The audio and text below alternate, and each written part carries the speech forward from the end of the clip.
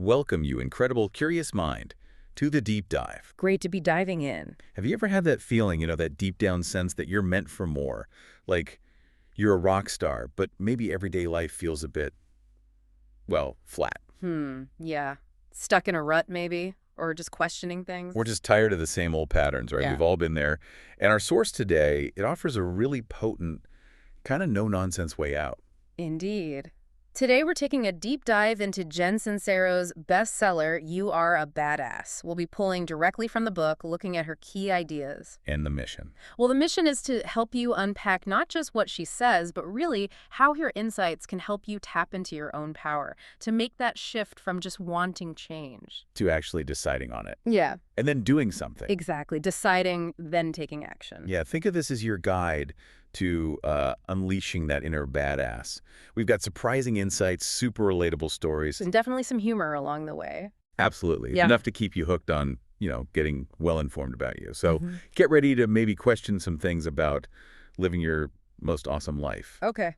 So Jen Sincero kicks things off with a pretty bold statement. She says, "It's not your fault that you're fucked up. It's your fault if you stay fucked up." That's quite a start. It is strong, yeah. It grabs you. So for our audience, who might already know some self-help basics, Yeah. what's her specific angle on where our current reality comes from? How do we even start figuring that out? Well, what's really fascinating, and it's right there in chapter 1, is how she explores the conscious versus the subconscious mind. Okay. We kind of know the concept, but Sincero really hammers home how the subconscious acts like a child. No filter, just absorbing everything, especially when we're young. Before the conscious mind really kicks in properly. Exactly. And these beliefs, they get lodged in there as truth. They form this invisible blueprint for our lives, and often we're completely unaware it's even happening. She uses her own family example, how confrontation was sort of so consciously linked to heart failure because of generations who thought kids should be seen, not heard. It's not about blaming. Right. It's about understanding the programming. Precisely. Understanding the operating system that's running things behind the scenes. That confrontation equals heart failure thing is such a clear example. Right. It makes you think about those unspoken rules in families, They become our personal laws without us even choosing them. Totally. And she uses a really memorable analogy for why just trying harder on the surface often doesn't work, doesn't she? She does. The dead skunk under the house. It's brilliant. Explain that one. So you can paint the porch. That's your conscious effort, trying to make things look nice on the surface. Right. Covering up the problem. But until you actually go under the house and remove the source of the stink, that limiting subconscious belief, the smell, the problem, it's just going to linger. It keeps affecting everything. Wow. Okay. So that really brings it home, which leads to the question for you listening. Yeah, what stinky carcass, what underlying belief might be subtly messing with parts of your life right now? Maybe around money. That's a big one for many people. Definitely. Are you earning less than you could? Hitting a kind of income ceiling? She suggests, just noticing the first 5 thoughts about money. Are they coming from fear or from hope? That's where you start digging. Okay, so we start digging, identifying those subconscious stinky things. What's the next step, according to Sincero? How do we start shifting things? She talks about the G word early on. Yes, the G word. Ka. God, or source energy, the universe. Chapter 2, she dives into the idea that everything is energy. Right, everything vibrates. Exactly. You, your desires, everything has a frequency. Yeah. And the core idea, the law of attraction, is that vibration attracts like vibration.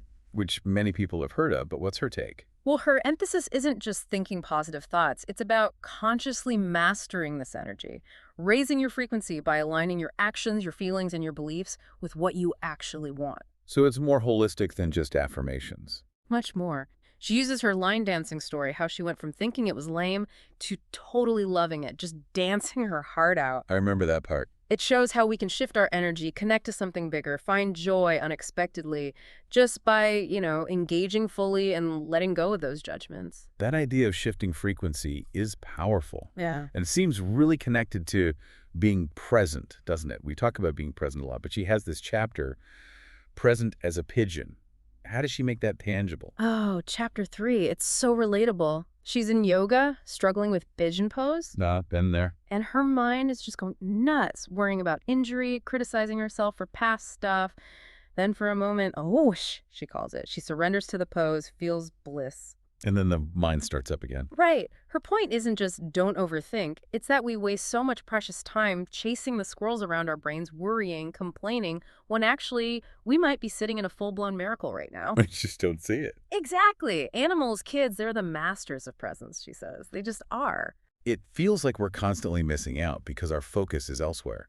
Like you said, chasing squirrels. And Sincero has a reason why we miss these possibilities, even when the energy is there. She does. It's like electricity before the light bulb. How so? Power, the electricity was always there, a fundamental force. But people weren't aware of it or how to use it. It's the same with opportunities or things we want. They exist. We're just not fully aware yet that they're available to us. Or that we can actually have them. Precisely. She tells that great Hindu story. The woman meditating so hard to meet Krishna. Oh, yeah. And when Krishna actually shows up, taps her shoulder, she basically tells him to get lost because she's too busy meditating. Huh. That's brilliant. Because she was so focused on how it should happen. Exactly. Our fixed ideas, our overthinking can literally blind us to what's right in front of us. Okay, speaking of being blind and missing out, Chapter 4 introduces the big snooze. BS for short. A lot of books talk about the ego, but what's Sincero's specific take on this big snooze? Why is it such a big deal? Right, the big snooze. It's her term for the ego, but maybe more encompassing. It's like the collection of all those limiting beliefs, the junk stuffed into our subconscious as kids, plus the not-so-great stories we tell ourselves. This is the whole negative operating system. Pretty much. And its main job, its commitment, is to keep you safely confined in your comfort zone, even if that zone is, broke or unhappy. Because familiar feels safer than the unknown. Exactly. It's that voice whispering, you can't, don't risk it. It seeks validation outside. It's reactive, fear-based. It's why we self-sabotage. That internal saboteur. And she points out, when you do decide to wake up, to challenge the big snooze, the resistance isn't just internal, is it? Other people often react too. Oh, absolutely. That's a key point. She says, watching someone else totally go for it can be incredibly upsetting to the person who spent a lifetime building a solid case for why they themselves can't. Ooh, that is home. Yeah. Think of her Shirley example, wanting to quit the safe job for a nail salon. Her friends, maybe meaning well, pile on the worry and disapproval. Even though Shirley's already terrified herself. Right, and those external voices can amplify your own big snooze, making you doubt yourself even more. It's crucial to see that often it's their fear talking, not the truth about your potential. So how do we handle that? The internal resistance, the external pushback. Yeah. Especially when things seem to get chaotic. She has that line. Things turn to shit before Shinola. Yes. When taking great leaps forward, life often turns to shit before it turns to Shinola. Shinola being shoe polish, before it gets good. So expect chaos. It's often a sign you're actually making progress. It's the big snooze, throwing a tantrum, trying to pull you back through self-sabotage, because change is scary for it. Like withdrawal symptoms. Exactly like withdrawal. She tells those wild stories, a client with flat tires, exploding water mains, getting hit by a bus, right before a huge success. Wow. Or the studio burning down. Yeah. But they both rebuilt, found even greater success. The point is, don't see the chaos as a stop sign. See it as proof you're rattling the cage, murdering the big snooze, as she puts it. You're moving forward. That's a huge reframe. Okay, so life might get rocky. Yeah. How does she suggest we change how we see ourselves through all this? Especially when facing resistance. That's chapter 5. Self-perception is a zoo. It's fundamental. She points out how we swing between glimpses of our own infinite glory and thinking we're just awful. Yeah, that pendulum swing. Her liberating point is, it's just as easy to believe we're awesome as it is to believe we're giant sucking things. It takes the same mental energy. So she's awesome. Basically. Her advice, see yourself through the eyes of someone who truly admires you, who sees your potential. Be your own biggest fan. She insists you are a badass. The universe wouldn't have bothered with you otherwise. I love that line. It puts our worth in perspective. It really does. And it flows right into chapter 6, Love the One You Is. What's her practical advice for cultivating real self-love, especially after battling the big snooze? Well, first, she clarifies it's not vanity or narcissism. Those come from lack of self-love, from fear. True self-love is connecting with your highest self. Actively letting go of guilt, resentment, criticism, embracing compassion, joy, gratitude for who you are right now, flaws and all. And practically. Practically. Drown yourself in affirmations, even funny ones like, I love the size of my ass. Because repetition rewires the brain. Also, crucially, do things you love. Stop denying yourself joy. And a big one, don't compare yourself to others. The comparison trap. Yeah. Imagine Marilyn Monroe comparing herself to Kate Moss or Led Zeppelin to Mozart. It just kills the joy and stops you from being uniquely you. It really is like getting permission to just be yourself unapologetically, which leads right into that Dolly Parton quote she uses. Ah, yes, setting up chapter 7, I know you are, but what am I? Dolly sets the stage perfectly for Sincero's main point. Do not waste your precious time giving one single crap about what anybody else thinks of you. Easier said than done sometimes. Totally. But she tells the story of her writer friend, paralyzed by fear that her book was too much, too weird. Sincero's insight is gold. What other people think about you has nothing to do with you and everything to do with them. Like the movie analogy. Exactly. Same movie, different reactions based on the viewer, not the film. Your job is just to be authentic. Let their opinions be their stuff. And if you need a really strong visual for that kind of authenticity, loincloth man. Unforgettable, right? Chapter 9. This guy, modern-day Tarzan, living rough in Utah, wearing this amazing Italian leather loincloth. Seriously. Seriously. But the point wasn't just the outfit. It was his complete lack of apology for who he was. He was just happy being himself in the moment, didn't care what some visitor thought. And freedom. Total freedom. A hilarious, vivid metaphor for loving yourself no matter how unconventional you might be. Tuning out the BS. Okay, so we're loving ourselves, tuning out the BS, but then what do we do? How do we find our direction, our calling? People can feel lost even with self-love. What are Sincero's tips here? Chapter 8, what are you doing here? She gives great practical tips, like be the alien. Be the alien. Yeah, imagine you just landed in your body today. Look around with fresh eyes. What are you obviously good at? What's fun? It helps spot overlooked passions. I like that. What else? Take the first right step. This is huge. She says, most answers reveal themselves through doing, not thinking. Stop overanalyzing. Just take one small step. Get out of your head. Exactly. And follow your fantasies. Don't dismiss them. She calls them our realities in an excuse-free world. They show your truest potential. Our realities in an excuse-free world. Wow. But dreaming, even taking a small step, that's not the whole picture, is it? She talks about the almighty decision in chapter 23. What's that about? Ah, yes. This is about real commitment. She uses Henry Ford and the V8 engine story.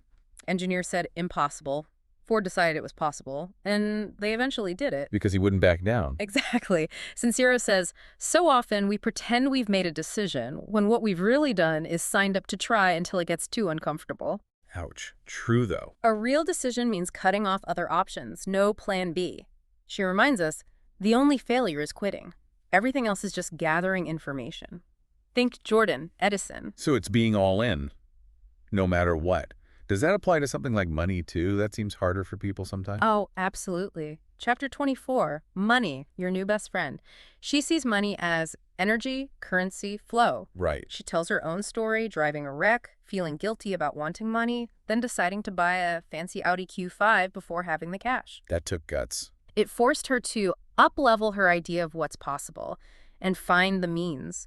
The key is operating from abundance, not lack. Get crystal clear what you want, why you want it for your happiness, and act as if it's already on its way. Believe it. Expect it. Belief seems critical, which makes sense to bring in gratitude and forgiveness here, right? Chapters 14 and 15. Perfect timing. Gratitude, chapter 14. Anthony Robbins quote, when you are grateful, fear disappears and abundance appears. Sincero calls gratitude the high holy moly of manifesting. Her parking spot trick. Yeah. Being grateful for the spot before it appears. It keeps your frequency high, builds faith. And forgiveness, chapter 15. Forgiveness isn't about letting them off the hook. It's about being nice to yourself. Letting go of resentment, anger, that low-frequency baggage that makes you sick and keeps you stuck. It's taking responsibility for your own energy. Okay, so commit, be grateful, forgive. Yeah. Then what? Just wait. What about surrender? That sounds passive. It's not passive. Surrender, also chapter 24, isn't giving up. It's releasing your kung fu grip on how things must unfold. Think of hiring a cleaner. You tell them what you want cleaned, then you trust them to do it. You don't hover. Doubt, worry, control, that's resistance. Faith, joy, allowing, believing, that's surrender. So do your part, decide, believe, act, then trust the process. Exactly. Trust the universe or source or whatever you call it to handle the delivery, maybe even in a better way than you imagined. It's the ultimate act of faith. This whole journey, it's amazing, but it can sound overwhelming, especially making big changes. How does she address that feeling? The drama of overwhelm in chapter 19. Yeah, overwhelm is real. She starts with that Mark Twain quote, "I have lived a long life and had many troubles, most of which never happened." Love that. She shares her own panic looking at all the index cards for her book. The solution? Just do one chapter at a time. Break it down. Exactly, chunking it down. Eat the elephant one bite at a time, and also show some respect for time. Value it, be early, stop saying you're too busy. It shifts your perception from reactive to proactive. Handle the small steps. It keeps coming back to choice, doesn't it? Even with something like fear. Yeah. Chapter 20. Fear is for suckers. Absolutely. That story of being in the pitch black cave, terrifying. Uh-huh. But she had this realization, fear is a choice. You can focus on it, let it stop you, or you can turn on the lights, drown it out, and crawl past it. Find a way through. Find a way through. Her first solo trip to India built it up as terrifying, then realized, you're not alone, you ding-dong. You are surrounded by people. Fear, she says, is all about perspective. You choose the perspective. You can even let the fear of not living fully push you forward. Exactly. Use that fear as fuel. So, as we wrap up this deep dive into Jen Sincero's work, Yeah. what's the ultimate takeaway? The big message about living as a badass? Well, she ends beautifully in chapter 27, "Beam me up, Scotty," using her grandmother, Nana. Nana, who lived to 100. That's the one. Marveled at tech, even soda dispensers. Her final wisdom, after thinking an elevator instantly went up 45 floors, just a simple, why not? Sincero urges us to chase our dreams with that same spirit. Why not? Believe nothing is impossible. The word itself says, I'm possible. Your job, she says, is to shine your big-ass ball of fire onto this world, a world that literally depends upon light to survive. Wow. Don't just find your light, unleash it. That's the call to action. What a fantastic journey, understanding the subconscious, fighting the big snooze, self-love, making decisions, and shining that light. Sincero really drives home that we are powerful, loved, surrounded by miracles. It really boils down to belief plus action, she says. Believe, really believe that what you desire is here and available to you. And you can have it all. You're not just experiencing life, you are actively creating it. So the question for you listening, if nothing's impossible, if you can create your reality, what's that impossible thing you're ready to say why not to right now? What dream? Writing that book, starting the business, getting healthy, finding love, even the loincloth. What are you finally ready to truly decide to manifest? The world is waiting for your unique light. It really is. Your life is happening now. Don't snooze, love yourself, decide, act, because you are absolutely a badass.